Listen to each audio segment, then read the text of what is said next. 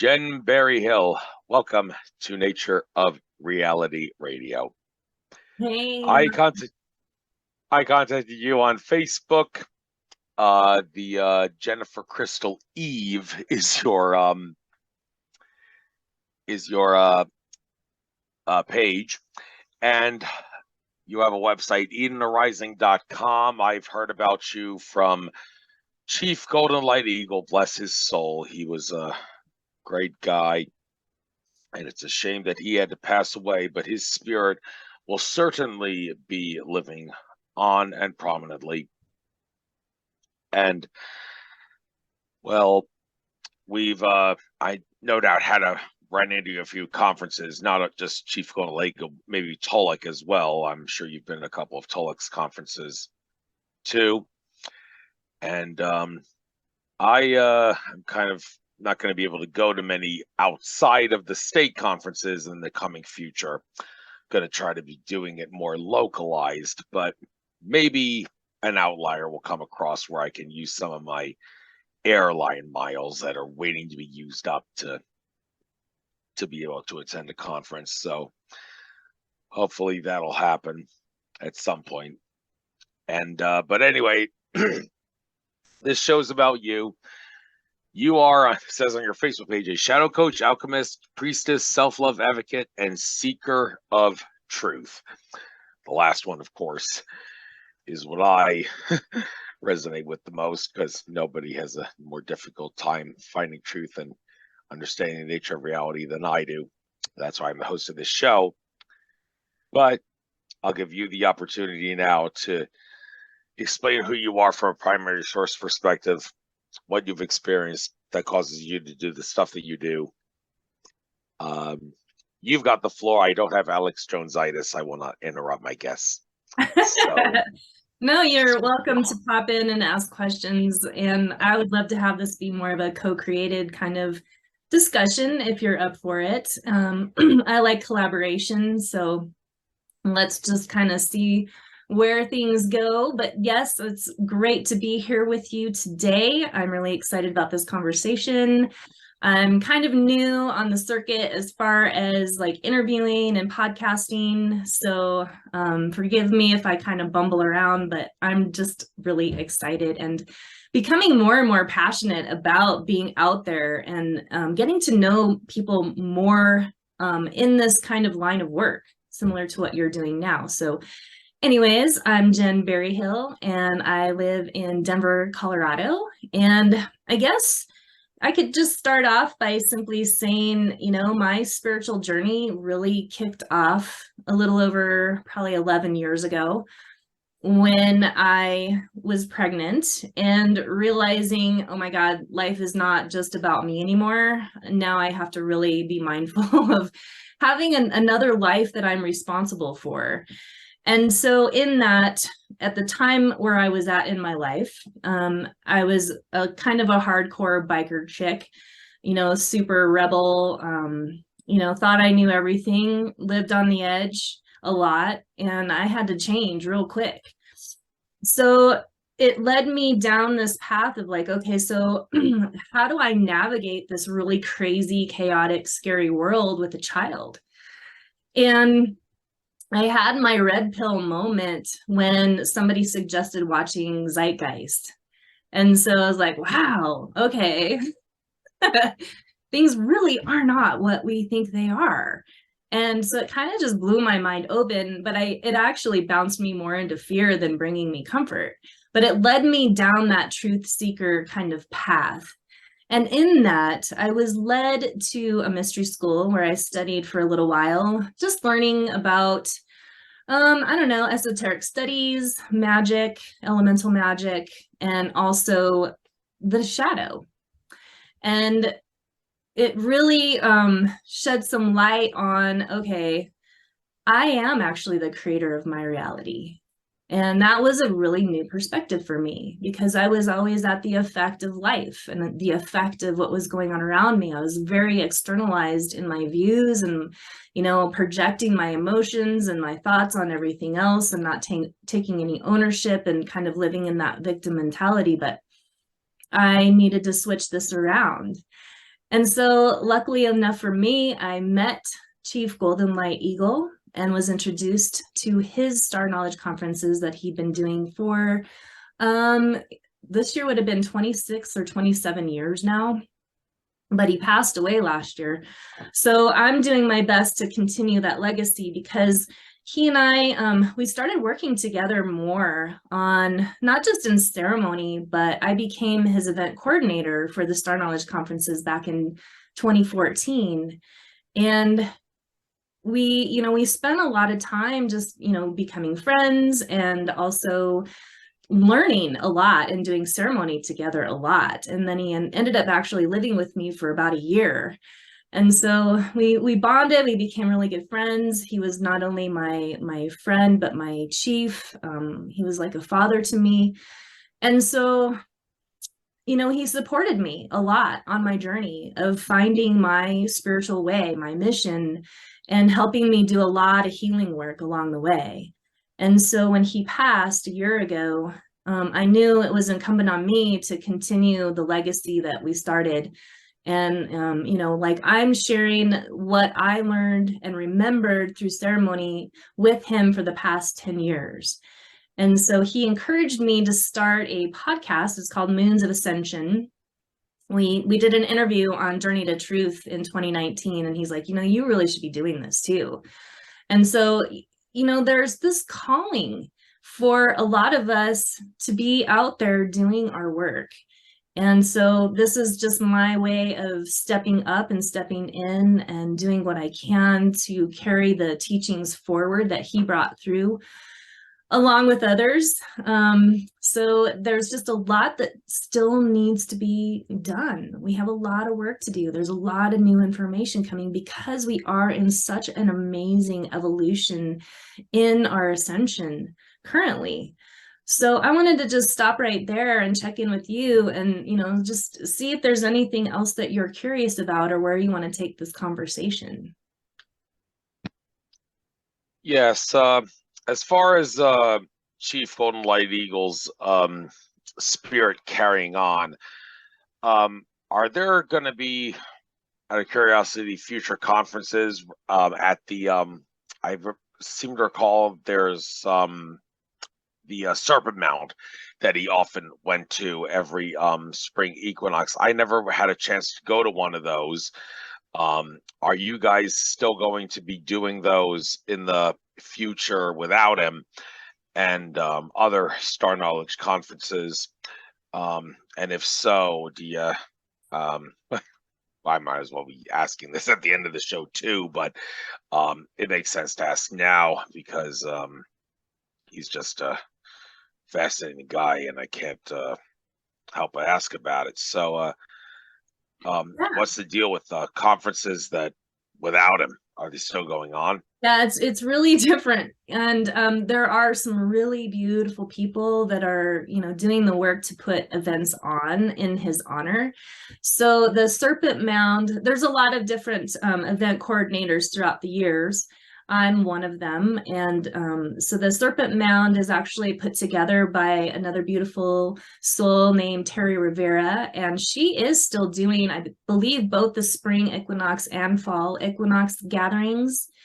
And so as far as I know, those are still continuing. And then Chief Golden Light Eagle, his daughter, Nikki Zephyr, is actually planning a beautiful memorial in his honor in 11/11 this year in 2022. That's going to be in Chief's former stomping grounds near the reservation in South Dakota. So that event is taking place in Wagner, South Dakota. And then as far as me, I'm similar to you. I'm kind of just sticking closer to home right now and letting spirit move me. I gave myself the gift of just honoring my own process and grieving, and just really figuring out what's next, because there's just a lot of us that are really tuning into what it is that we still need to do, and how does that look now that he's not in our physical reality anymore. And so this is my way. One of my ways is, to just be out there on an online kind of virtual capacity, and doing the teachings and working with the moon cycles and that kind of thing. But there is definitely something stirring that by law of attraction, there are others stepping forward that are feeling the call to attend at certain locations with me. And so I feel like there's going to be a lot coming together on that level here very soon. So I'm just going to hold space for this 11/11 conference and, put my love and my intentions for that to be a really successful event for the family this year. I wish you the best with that. One thing that Chief Golden Light Eagle and his, I think it was his wife, talked about, and I had some guy on my show talk about how they do this too. Chief Golden Light Eagle caused a bit of a controversy regarding his sun gazing information. He claimed that it's okay to look at the sun with open eyes, sun gazing, any time of the day, even at solar noon on the summer solstice, if you want to take it at an extreme level. But many sun gazers had been led to think that the only safe time to sun gaze with open eyes was during the first hour of sunrise and the last hour of sunset, when the UV index of the sun is at 0. But Chief Golden Light Eagle asserts that if you're in the right state of mind, you can sun gaze open-eyed anytime without causing damage to your eyes. Now, I've got a whole can of worms regarding this. I'm a sun gazer, and my mother's an ophthalmologist, and she was giving me a huge earful about how looking at the sun is harmful. And she had been suffering so much because I was a sun gazer. And I eventually, I had been sun gazing with open eyes all the time, but then I eventually started doing only the hour window at sunrise and sunset when I saw that my mother had been suffering so much, and because she couldn't stand see me, she just couldn't bear to see me sun gaze. And well, it was an experience, I must say. But do you have anything to say about Golden Light Eagle potentially putting people in danger with his claim that you can sun gaze with open eyes? Because I hear some Native Americans are doing that right now in his tribes, and some guy who was on my show mentioned that they do that.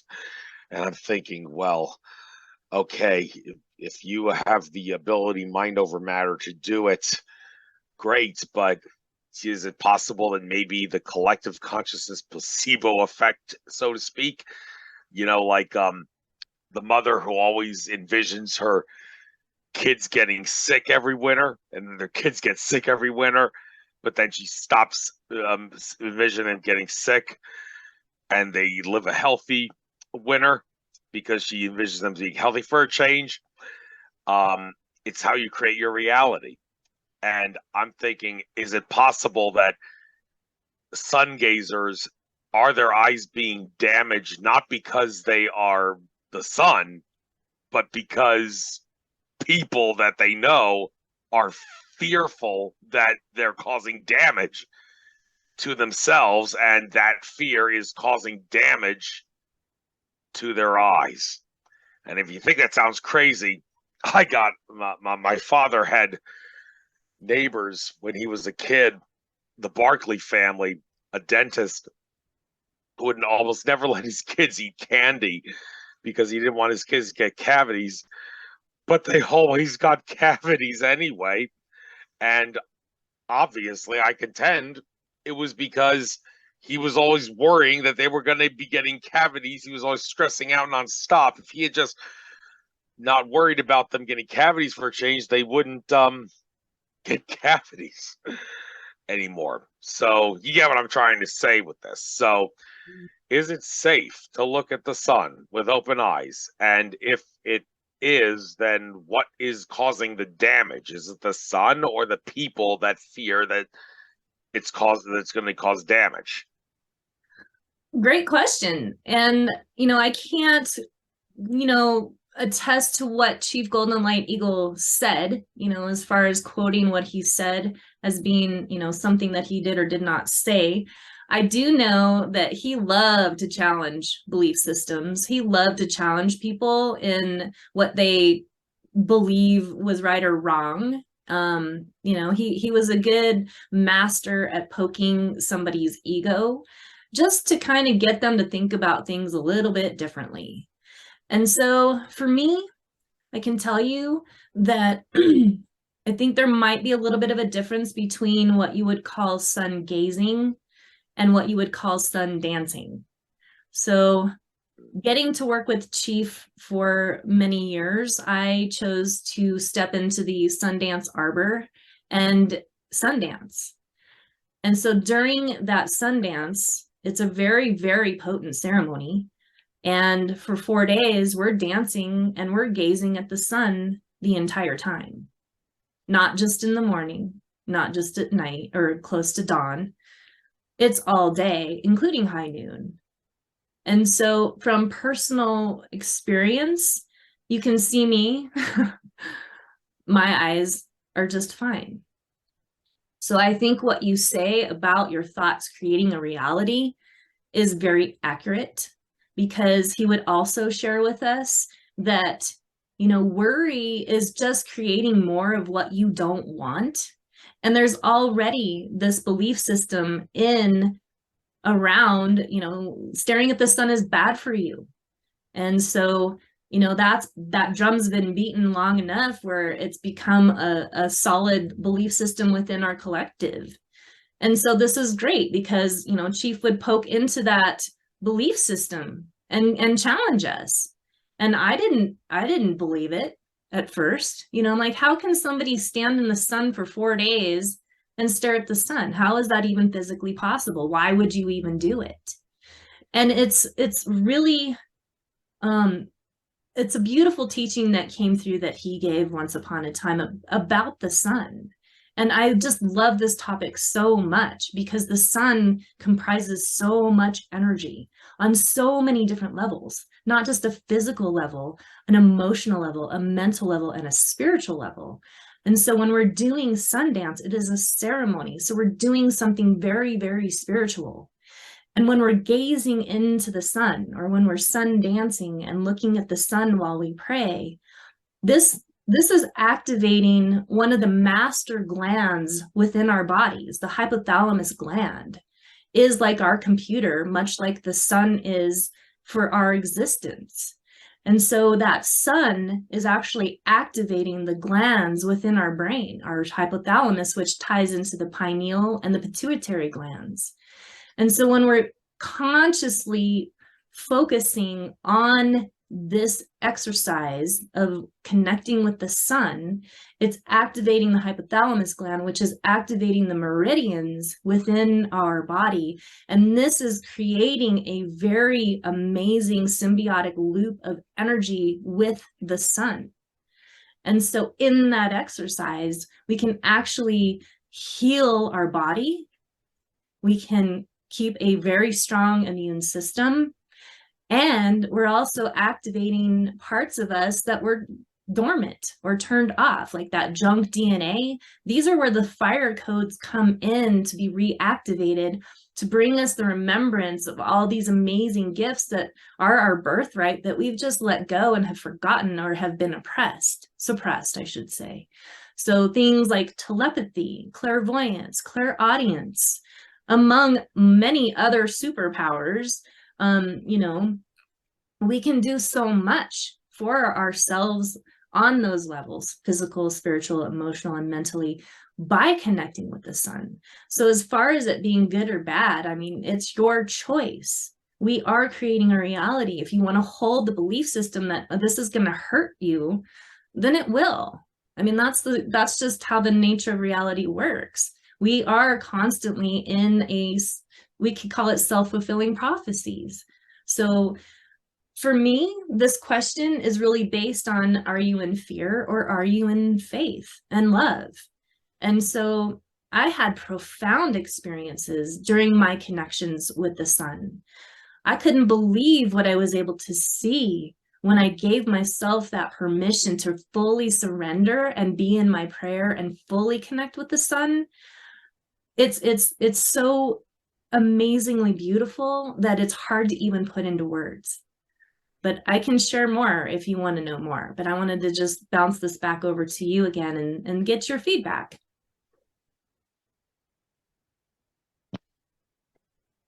Well, as far as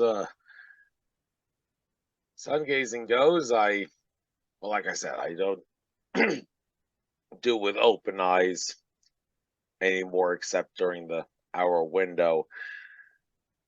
The summer season has come to an end now, so not so easy to do it. And I have a job at Whole Foods now, bringing out the Buddhist in me, washing dishes in the dish room.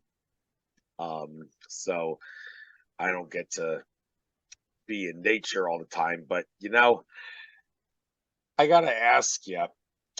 Some people are telling me to hear people say you need to get out of the matrix. Okay, well, how do you expect me to make a living if I'm not working?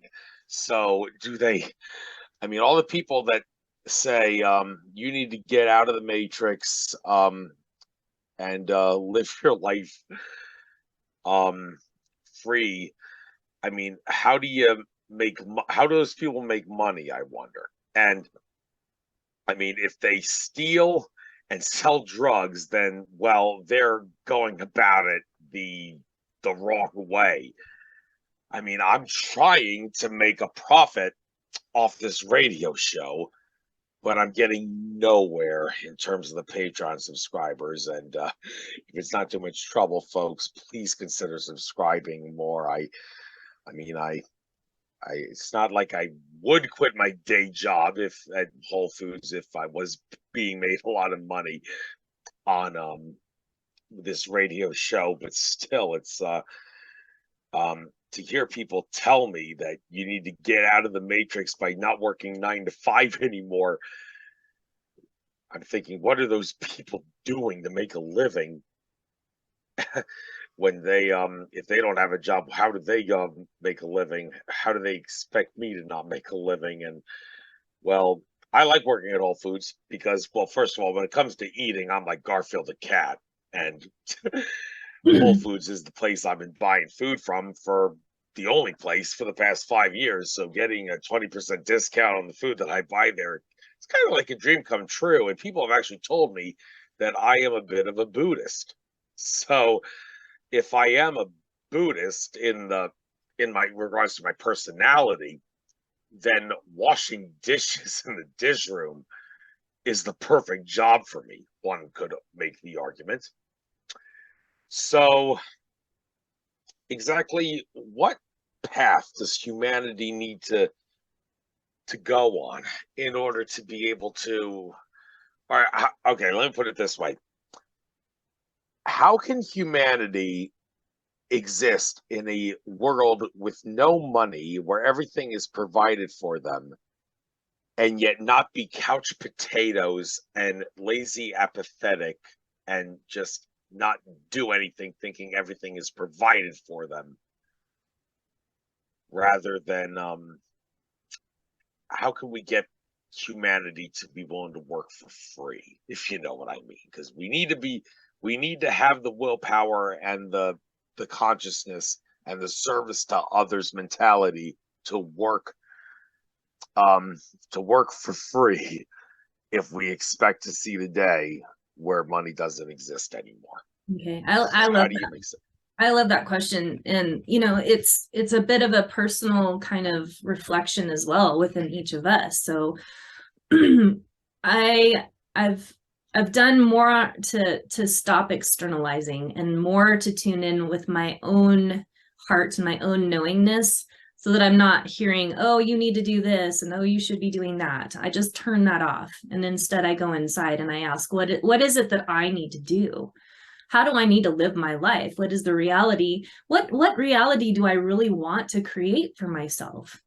And so I think what we need to remember is that we're still three-dimensional beings, that we're raising our consciousness so we know that there's also this 5D reality. And in 5D, maybe that is where we experience a level of freedom where we're not in the rat race, where we're not slaves to a system. But we can't just be on a switch. We can't just jump. I mean, maybe some people probably can and have and do.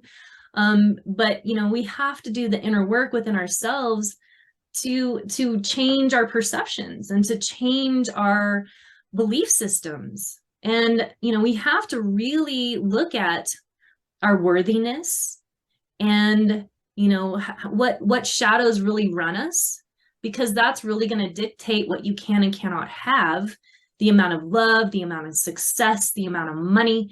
Everything is gauged on where you're at with yourself. And so that's the work that I do, though, but is uncovering what stands in the way of you creating what you say you want, because what you say you want might be different than what your shadow is telling you that you can have or can't have. So I'll give you an example. I'm in the same boat as you. So I realized, okay, so I want to be that in service kind of person in the world. I want to be able to live on a level of freedom where I don't have to think about making money to survive. But for me, it's a grassroots kind of effort. I have to put things in place for me to bridge into that reality, into being a full-time 5D reality. And so that is the nature of this world, unfortunately, is that we need money. We need money to pay for food and everything that we, survive with. So I made it a point within my reality, similar to when I'm sundancing, I'm making my prayer for the whole year, and I'm asking for guidance and clarity and understanding and means to not only have all of my needs met on a 3D level, but also time and energy to be able to do the work that I truly am passionate about, which is the work in service to others. So I've made the transition into being in both realities. I'm operating on a 3D level where all of my needs are being met financially. And I'm also being able to provide a level of service that gives me an opportunity to do my passion. And so if this is your passion, there still needs to be like a gentle swing for, moving fully into that direction, and really being mindful of, what is the energy that you're putting into that? Are you still in fear around your survival? Are you still in fear that your mortgage isn't going to be paid? And what is the dominant emotion that's running that energy? So like Eagle would say, he said, worry is creating more of what you don't want. So it's about really mastering how can you be in a fully surrendered place where you just know you have the deepest faith and trust in the universe that everything you're ever going to need is going to be provided, and you're going to be supported to do your mission and bring the light and the love in service to all. So I'm going to bounce that back over to you. Yeah, well, that raises the question of the system of domination and control that still is in existence, but is apparently losing more and more control. Word on the street that April 8th, 2024 solar eclipse that crisscrosses the United States of America is going to signal the end of the Roman Empire of the modern era. that is the United States of America. And the Illuminati will lose control over all of Earth around 2024. That's what Brad Johnson, who used your channel Dronus, has been saying. And that raises the question, okay, why does it have to be taking, okay, everything happens at a certain time for a reason, but could it happen sooner rather than later? And is there any particular reason why our space brothers can't come in and help us with this stuff? I mean, you think that they have the power to shut the powers that be down in a heartbeat if they wanted to. If the powers that be were to like want to do something really bad to humanity, the good guys who are watching over us, the high benevolent, have the ability to shut them down in a heartbeat. So why don't they just remove them so we can live in harmony on planet Earth sooner rather than later? Well, the answer I've always gotten to that is because humanity is on a learning experience, and they have to not interfere with our growth. We have to raise our consciousness and be able to learn how to evolve to be able to become service to others and get into the paradise dream world that we'd like to get into. But exactly, how should I phrase this? Do you feel that 2024, that time period, are we going to be seeing like technology come out? Because I've seen some videos, like YouTube videos, talk about this technology is going to come out that is going to provide for everybody med beds and all that. And I'm thinking, okay, maybe this video is just trying to make us complacent. And of course, you're hearing all about the year 2030 is the year of being a year where artificial intelligence and humanity intermingles with each other. Well, do we have to wait that long? Is it 2024, 2030? I mean, when is this going to happen? It's not the when, it's the what. But you get what I'm trying to say. Why does it have to take this long? Why couldn't it just be done sooner rather than later by having our space brothers come and save us? You know what I mean? Right. So as far as the date that you stated, for me, I just want to caution that anytime we get hung up on some kind of date, to me, it's a distraction, and it's a way of us just giving up our power. Because, on 2024, April 8th, everything's going to shift. And that kind of is one way that we as a human can sidestep, really doing deeper work on ourselves. But honestly, I feel like a lot of times we'll see something like that put out into the field and we'll get attached to it, and then it doesn't happen. And then it creates disappointment.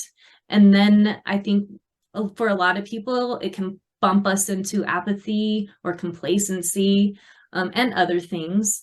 So I don't give a lot of value or credence to a prescribed date for that reason, because it's prophecy. And if we're really in the idea that we're always consciously creating our reality, we can change everything in the next thought. So we have the ability to change our future in a split second. And we're doing it every second by every thought and everything that we put behind that thought. So I think that there are agendas that get people to look at a point in time so that they can fulfill some sort of prophecy. But that's my perspective that I've come to just simply by going through those experiences of getting attached to a date and something that somebody said. And I didn't like what that did to me. I didn't like what that made me feel. I'm like, I don't want to do this anymore. This is bullshit. What's really true for me is not necessarily going to be true for everybody, but I do know that I can create my reality no matter what's going on in the world. And so for me also, our brothers and sisters, our Star Nation family, they're here. We just have to choose to believe that that's true, because, we can start to we can see what we want to see. We can see what we don't want to see. We can't see what we want to see sometimes. So really it's choice. And this is a really new perspective that just landed within me just in the last few weeks, is that free energy is already here. We just have to choose to see it and believe that. And I have a really good friend who's creating amazing quantum technology devices that are helping with the human ascension. And I'm like, this is it. This is the free energy. He just figured out how to package it. And he's just doing it from his own personal journey that spirit has led him on to bring this forward. And so, there is no easy button. The only thing we can do is to continue to work on ourselves and shift our perspectives and see that maybe there really is something there that we're told is not. So for me, this is such a rich topic and such a power in the ability to choose what we want to experience in our reality. So I don't know if that answers your question. I think you did it the best you could. And by the way, this is the point where all people who want to listen to the rest of this interview, please subscribe to Patreon. It really use some support there. I even if I get a zillion subscribers in one sitting, I don't intend to quit my day job at Whole Foods because, well, I love working there. It seems like the perfect job for me as a Buddhist, and everybody loves me there. And well, I just at this point, everybody is going to have to pay me on Patreon to listen to the rest of this interview. So with that being said, let's continue with this interview. And